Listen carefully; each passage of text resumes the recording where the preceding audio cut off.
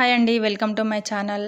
మనం బ్లౌజ్కి ఖర్చు అనేది కనపడకుండా పైపింగ్ అనేది ఎలా వేసుకోవాలో ఈ వీడియోలో చూపిస్తాను. చూడండి, వీడియోని ఎక్కడ కూడా స్కిప్ చేయకుండా చూడండి, అప్పుడే మీకు అర్థమవుతుంది.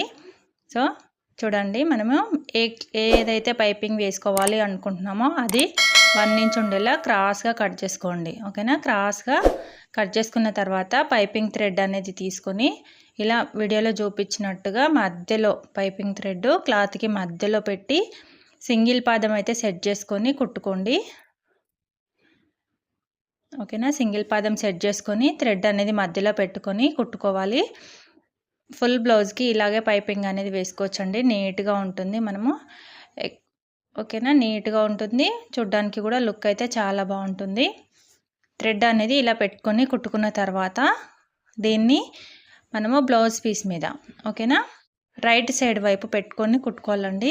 చూడండి, వీడియోలో చూపించిన విధంగా రైట్ సైడ్ వైపు బ్లౌజ్ పీస్కి రైట్ సైడ్ వైపు పెట్టుకొని కరెక్ట్గా థ్రెడ్ పక్క నుంచి కుట్టు అనేది పడేటట్టుగా కుట్టుకోవాలి. ఓకేనా?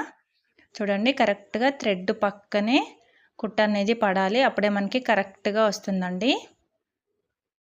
సో థ్రెడ్ వచ్చేసి 12 నెంబర్ థ్రెడ్ అయితే తీసుకోండి, మనకి ఈజీగా ఉంటుంది. కరెక్ట్గా మరి ఎక్కువ కాకుండా సన్నగా కాకుండా మీడియం ఉంటుందన్నమాట పైపింగ్ అనేది. ఇలా కుట్టుకున్న తర్వాత ఇప్పుడు లైనింగ్ క్లాత్ అనేది తీసుకోండి. ఓకేనా? లైనింగ్ క్లాత్ తీసుకొని ఇప్పుడు మనం ఏదైతే థ్రెడ్ అనేది కుట్టుకున్నాం కదా, ఆ కుట్టు మీదనే కుట్టు అనేది వేసుకుంటూ కుట్టుకోవాలి. ఓకేనా? ఇది కూడా థ్రెడ్ పక్క నుంచే కుట్టుకోవాలన్నమాట. కరెక్ట్గా థ్రెడ్ పక్క నుంచి కుట్టుకోవాలి. ఒక 1/2 ఇంచు విడుతుండేలా చూసుకొని థ్రెడ్ పక్క నుంచే కుట్టు అనేది వేసుకోవాలి లైనింగ్ క్లాత్ మీద. ఓకేనా? తర్వాత ఇది రివర్స్ చేసేసుకున్నామంటే మనకి బ్లౌజ్కి పైపింగ్ అనేది చూడండి, ఖర్చు అనేది ఎక్కడ కూడా కనపడకుండా మనకి నీట్గా ఉంటుంది అన్నమాట. చూడగానే నీట్గా అనిపిస్తుంది బ్లౌజు. సో కస్టమర్స్ పెంచుకోవాలి అనుకున్నా నీట్గా ఇలా పైపింగ్ వేశారంటే చాలా బాగుంటుంది కదా. తర్వాత చూడండి, పైపింగ్ వేసిన తర్వాత పైనుంచి ఓకేనా పైనుంచి కుట్టు అనేది వేసుకోవాలి, చివరికి వేసుకోవాలండి. పైపింగ్ థ్రెడ్ మీద పడకుండా, అలాగే మరీ ఇటు సైడ్ కాకుండా కరెక్ట్గా పక్కనే ఓకేనా పక్కనే కుట్టు అనేది వేసుకోవాలి. ఇలా ఏ పాదం సెట్ అయితే ఆ పాదం సెట్ చేసుకోండి. సింగిల్ పాదం అనేది మనకి left side right side 2 sides అయితే దొరుకుతాయి.